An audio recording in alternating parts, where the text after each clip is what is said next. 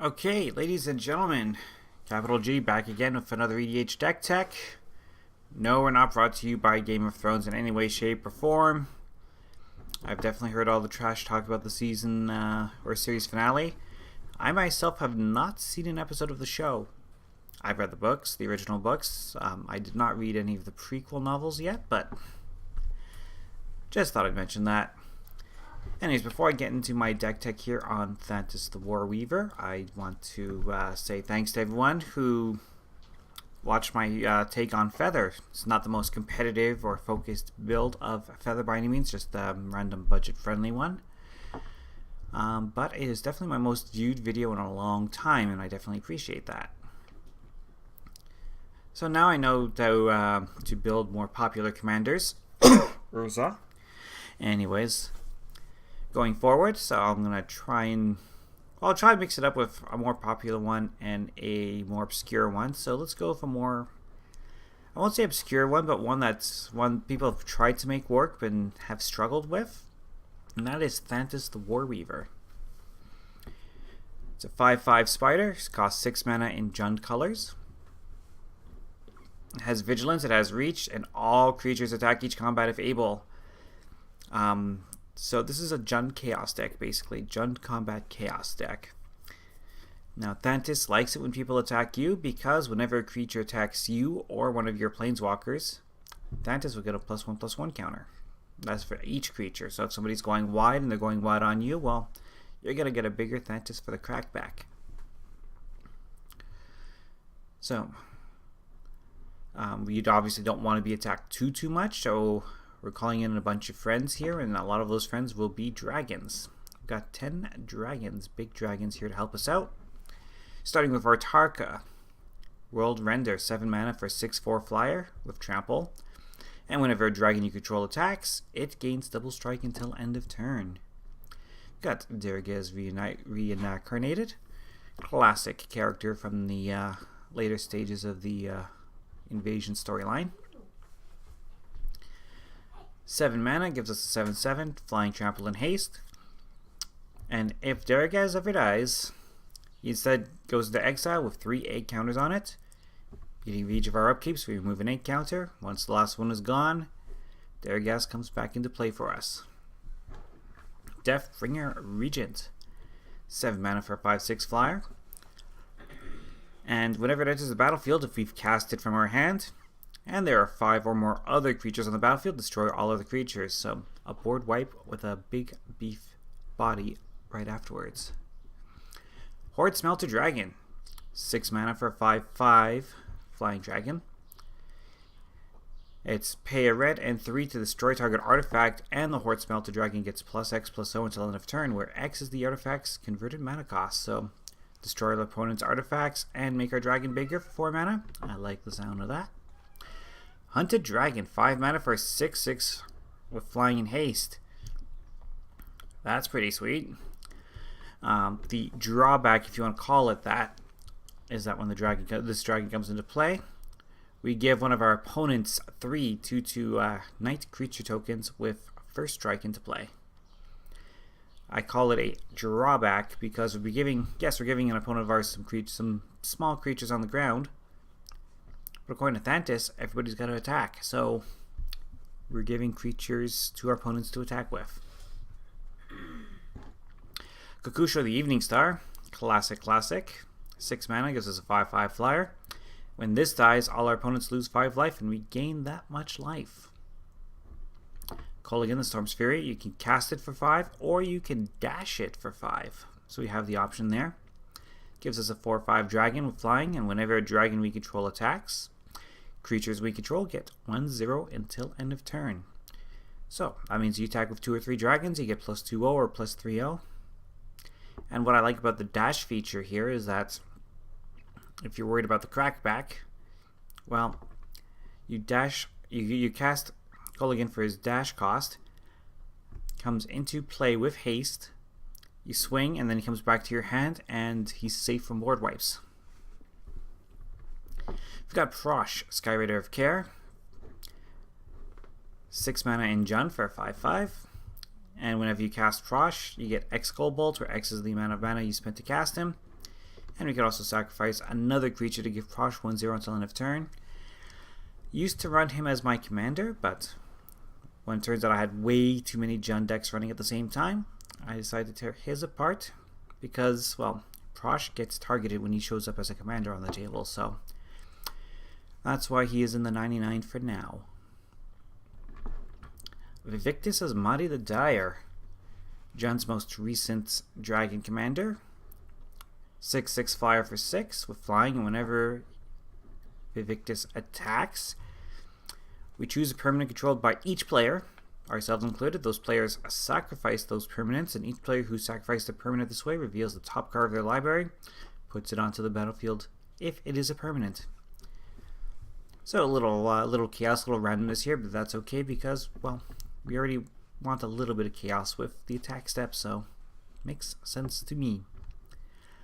Warmonger Hellkite, 6 mana for 5/5. All creatures attack each combat if able, so a little bit of redundancy on that effect. But what's really cool is this red and 1 to give attacking creatures +1/0 until end of turn.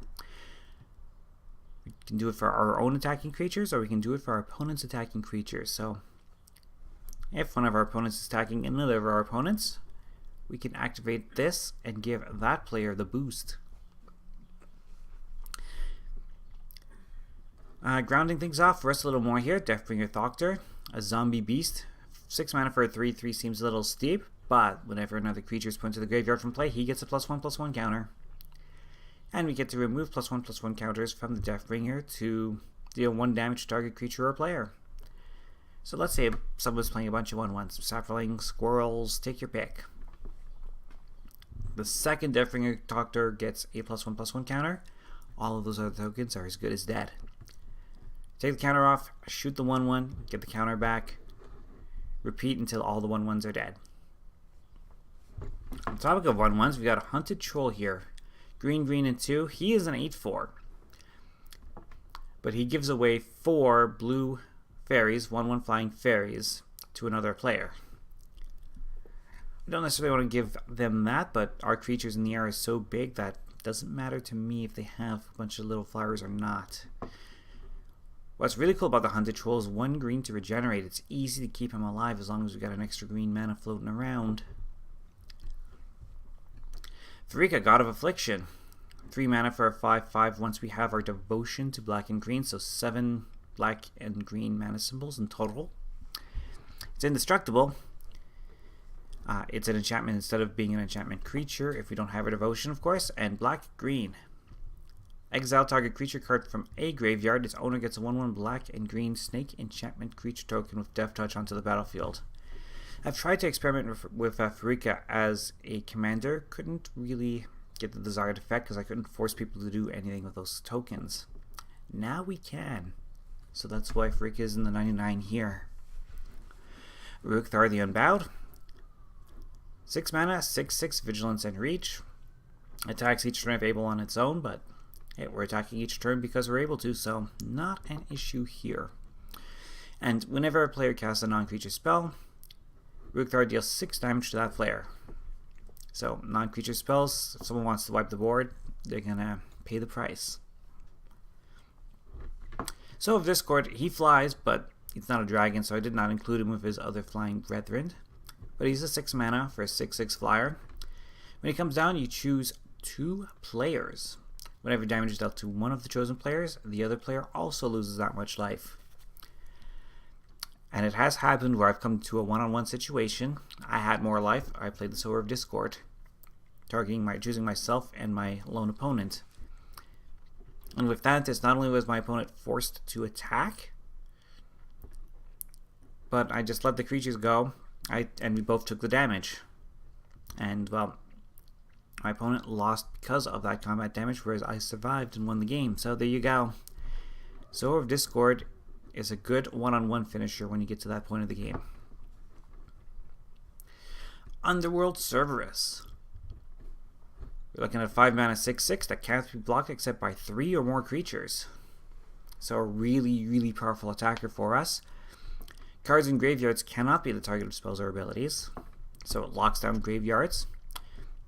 But when the Cerberus dies, exile it, and each player returns all creature cards from their graveyard to their hand. So that seems like a heck of a downside, but in reality, we want people to have creatures to attack with, so that downside doesn't bother me in the least bit. I've got a big 6/6 speeder that is hard to stop. That's what makes me happy here. Urbrask the Hidden. Our creatures have haste, and creatures our opponents control enter the battlefield tapped. You can see how that manipulates combat and manipulates the board state. So that's why I have this Praetor here. And Zantia, Sleeper Agent. 3 mana, the 5/5. A lot of people like to play this minion as a commander, and I can't blame them. When Zantia enters the battlefield, an opponent of our choice gains control of it. She must attack each turn if able, and cannot attack us or planeswalkers we control. We also have the whole pay 3, Zantia's controller pays 2 life and loses 2 life, and we draw a card. So this will help us get a couple of cards back into our hand. In Gen Colors, we're not drawing too much here. Got Godo Bandit Warlord here to help search for one of these 4 pieces of equipment. Godo himself comes when he comes into play. We search our library for equipment, put it into play, shuffle our library, and then whenever Godo attacks for the first time, untap him and all samurai we control, and after this phase we get an additional combat phase. You know what? That's cool. Since we have a few vigilant creatures, why not swing with our vigilant creatures twice? I like the sound of that. As for the equipment package includes Assault Suit, which lets us, give one of our creatures away to our opponents, and our opponents are forced to attack somebody else with that creature. Or it could be the Black Blade Reforged. We have a lot of legendary creatures, so why not make our legendary creatures massive? +1/+1 for each land we control? Sure. Got Dragon Throne of Arc here. If we have a creature that we don't want to attack with, well, we'll equip them with the Dragon Throne of Arc here, and not only does that creature gain Defender, and therefore does not have to attack, but we can pay 2 and tap that creature to give the rest of the team +X/+X, where X is the equipped creature's power. And Tenza Godo's Maul. Can't have one without the other, I don't think. It says here, equipped creature gets +1/+1, an additional +2/+2 if the creature is legendary, and trample if that creature is red. So, yeah, why not throw this on Thantis and give him the +3/+3 and trample to go along with the vigilance. So just a few super friends here. We got Chandra, Fire Artisan. I like that +1 to exile top card of our library and give us some extra card draw, basically. The fact that any creature that attacks Chandra gets burned for it is a nice little plus. Well, not the creature attacking, sorry, but the player who owns that creature is going to get burned. And the -7, if you ever get there, it's nice, but I'd rather not use it if I don't have to. Signet, Tyrant Smasher, the 4 mana in Gruul colors, giving all our creatures haste. And target creature gets +2/+1 and gains haste till end of turn, scry 1 by using the -1 effect. Why not give the creatures a little bit of a boost and get some card filtering going? And Sark in the Master List because, well, we play enough dragons, I think, to justify him a home here. Whenever a creature attacks us or a planeswalker we control, each dragon we control deals 1 damage to that creature. And until end of turn, each planeswalker we control becomes a 4/4 red dragon creature and gains flying. You can also create a 4/4 red dragon by using the -3, so why not? Anyway, some group hug cards here, actually. We've got gear for Orrery. Each player may play an additional land, and at the beginning of each player's upkeep, if that player has no cards in hand, they draw 3 cards. We're going to try to play out our hand, of course, once we get this down. And you know what? Why not do the group hug thing and let everyone play their lands and play their big creatures, because we want creatures to attack each other. Or, players to attack each other with their creatures, for that matter. Mana Flare, a classic. Obviously, if we drop it on turn 3, we're kind of exposing ourselves a little bit, but by that same token, drop the Mana Flare, big creatures hit the board, everyone has to attack each other, pure chaos, and that's why it's here. Rites of Flourishing. Beginning of each player's draw step, that player draws an additional card and can play an additional land on each of their turns. So why not? Give everybody the cards so everyone gets the creatures and everyone gets the swing. Sylvan Offering and Tempt with Vengeance. Green X and Red X respectively. The Green X says here, we choose an opponent. You and that player each create an XX Tree Folk. And we also choose an opponent, and you and that player gets X/1/1 Elf Warrior creature tokens, which all have to attack. So once all these start swinging, well, it comes back to our turn, and then our Tree Folk and our Elf tokens get to attack with no defenders waiting for us, such as the theory. Tempt with Vengeance. Red X, we get X elemental creatures with haste. They're all 1/1s, of course. And then each opponent may put X 1/1 red elemental tokens to play under their control with haste. If they do, we get more. We get X tokens again. So if you're playing against the smart table, you're just getting red X and you're getting 6, 8, 10 tokens, what have you. If your opponents are a little bit more silly and decide, hey, I'm gonna take take some of those tokens too, well, then we get more. We get to double up for each time our opponents decide to take the offer. Right, we need some ways of drawing cards here. So we got Disciple of Bolas. When he enters the battlefield, we have to sacrifice another creature. We gain X life and draw X cards, where X is the sacrificed creature's power. Painful Truths. If you're playing 3 or more colors and one of those colors is black, this should be a staple. Because black and 2, 3 mana. And as long as you're paying different colors into it, you get to draw X cards and lose X life, where X is the number of colors spent to cast Painful Truth. So it's easily, in this deck, easily 3 cards for 3 mana. Journey to Eternity. Throw it on one of our creatures. Whenever that creature dies, this flips over and gives us a land with recursion abilities. I like that. So that's why it is here. Golden Guardian.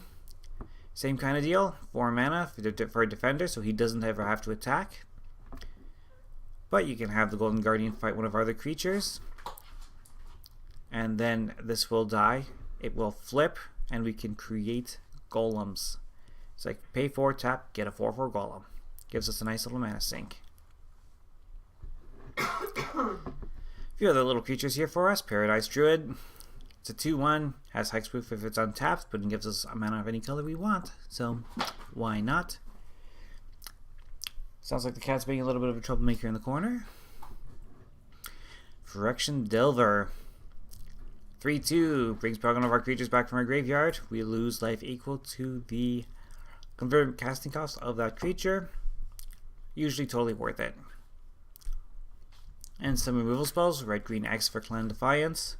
X damage to target creature with flying. X damage to target creature without flying. And X damage to target player. And we only have to pay this once to hit 3 different targets. Crux of Fate. We could choose to destroy all dragon creatures or destroy all non-dragon creatures. And we have enough of both that we can decide what's better for us. We got Flesh and Blood, a fuse card here, but you don't see this one too often. Flesh says exile target creature from a graveyard, can be any graveyard, to put X 1/1 counters on target creature, where X is the power of the card that we've exiled. And Blood is target creature you control deals damage equal to its power to target creature or player. I'm gonna double check. I believe this says, and I believe this can target planeswalkers as well because it was an older wording. And if so, makes Blood a very powerful card indeed. Lavalanche. X damage target player and each creature he or she controls. So Jund X. And we can wipe away an entire player's defenses with Lavalanche. Parting thoughts. Destroy target creature, you draw X cards and you lose X life, or X the number of counters on that creature. What's nice is I can destroy any creature regardless. Yes, it's sorcery speed, but if one of your opponents happens to be playing a +1/+1 counter theme, then this will draw us a bunch of cards. Seems like a good idea here. Plague Crafter, we all know what it does. It comes down, each player sacrifices a creature or planeswalker, and if a player can't, they must discard a card. Other cards we're playing with, Tranquility. We don't have enough enchantments on our deck to affect ourselves too much with this. Green and 2, destroy all enchantments. So for all of those Pillow Fort players, well, this will rip the pillows apart. No more fort for them. Death Sprout, as I've discussed in the last video, destroys a creature and fetches us a land, but it must successfully destroy that creature. Kodama's Reach, Rampant Growth. I had an extra Rampant Growth for this deck. Sakura Tribuilder. You can sack that off for a land, of course. Search for Tomorrow. I like it because if we have it, we can play it on turn 1 for a green, or we can play it later on for the full price. And either way, the land that we search for comes into play untapped. Shafet Monitor. It's a 6-mana 6/5. If we need another creature, it's handy. It's here more for the cycling because we can pay the 4. Get the search library for basic land or desert. Put it onto the battlefield and shuffle our library. And then draw the card from the cycling effect. So it's here more for the 2-for-1 cycling effect than it is for being the body, but at least we have the flexibility of playing it as a creature if we need to. And some rocks to help us cast all those things, because we have a lot of expensive cards in our deck. Wayfarer's Bauble, of course. 2-tap sack, pull a basic land. Commander's Sphere, 3 mana. We could sack it for a card or tap for any color of our commander's identity. Cultivator's Caravan. This is a spicy little ad here. Not only is it a mana rock, but if we find ourselves in a situation where we don't want to attack for one of our big creatures, we can tap our big creature to turn this into a creature, therefore not having to attack. Darkstale Ingot, of course, gives us all our colors and is indestructible. Dragon's Hoard, with 10 dragons in the deck, why not? Whenever a dragon enters the battlefield under our control, we get to put a gold counter on the Dragon's Hoard. We can remove a gold counter from the Dragon's Court to draw a card, and it taps for 1 mana of any color. So, color fixes, ramps, and potentially draws us cards. Great card. Felwar Stone, of course. Add to our mana pool 1 mana of any color that a land an opponent controls could produce. Good likelihood that we can fix our own colors by playing off of our opponents. Of course, Golgari Signet, Grill Signet. I think I might have been out of Rakdos Signets. Oh no, I did have one in here. Never mind, I've got the full Signet package here. Threw me off because I didn't have all 3 of them lined up. But the Obelisk of Jund ran in the way here. It also taps all of our colors, but no other special abilities. Might swap this in for one of the new Mana Geodes, in fact. As Mana Geode gives us that extra scry. That'd be something to consider. And lastly, Soul Ring. Of course, because we're playing a lot of expensive creatures, we're going to want that Soul Ring. For non-basics, Bojuka Bog, of course, to blow up an opponent's graveyard. Command Tower gives us all our colors. Evolving Wilds, we all know what that does. Ghost Quarter to pop an opponent's non-basic land.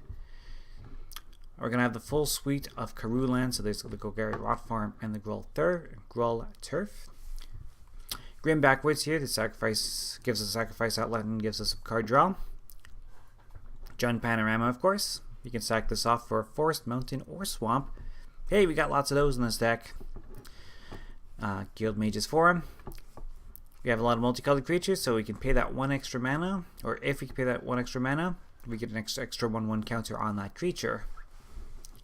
Haven of the Spirit Dragon gives us 1 mana of any color to our mana pool to cast dragon spells. Or we can sacrifice Haven of the Spirit Dragon to return a dragon creature or Ugin Planeswalker card from our graveyard to our hand. In this case, it's here for casting dragons. Opal Palace. Much like the Guild Mage's Forum, it gives us a chance to cast our commander with extra +1/+1 counters. There's the last of the Karoo lands, Rakdos Carnarium. Savage Lands comes in tap and gives us all our colors. Shinka, the Blood-Soaked Keep, untapped, comes in untapped, gives us a red.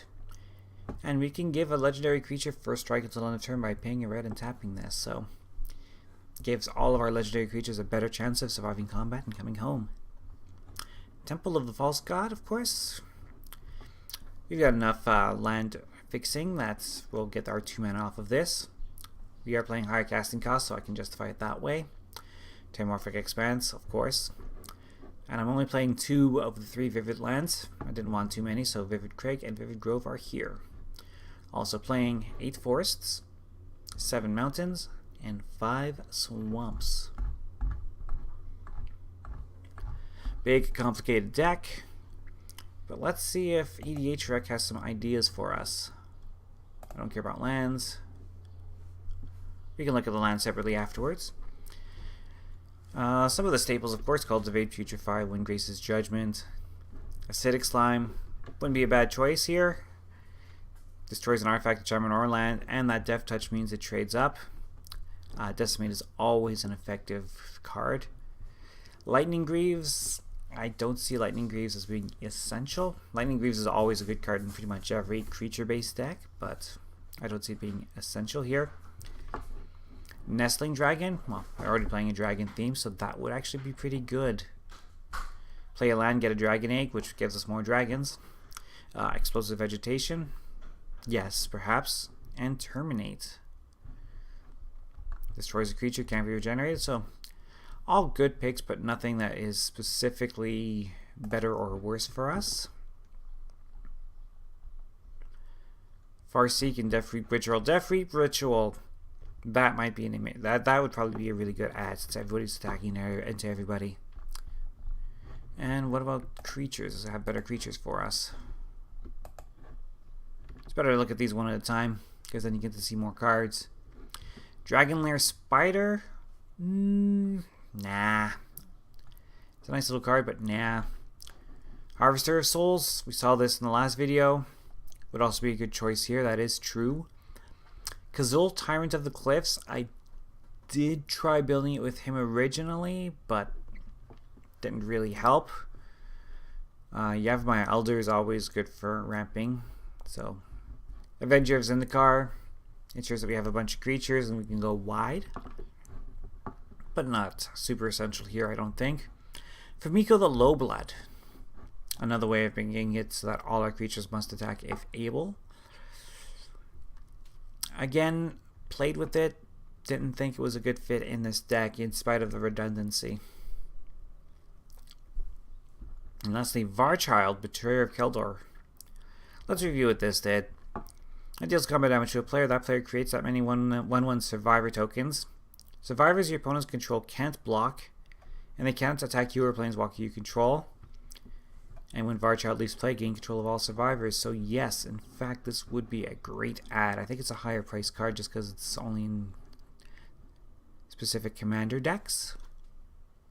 But yes, this is an excellent choice. And lands, because some people do want to see how to improve their manyas. Some choices are obvious, such as the shock lands.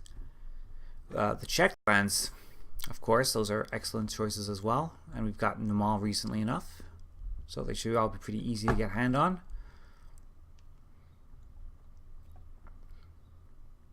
But yeah, it's mostly about the check lands here.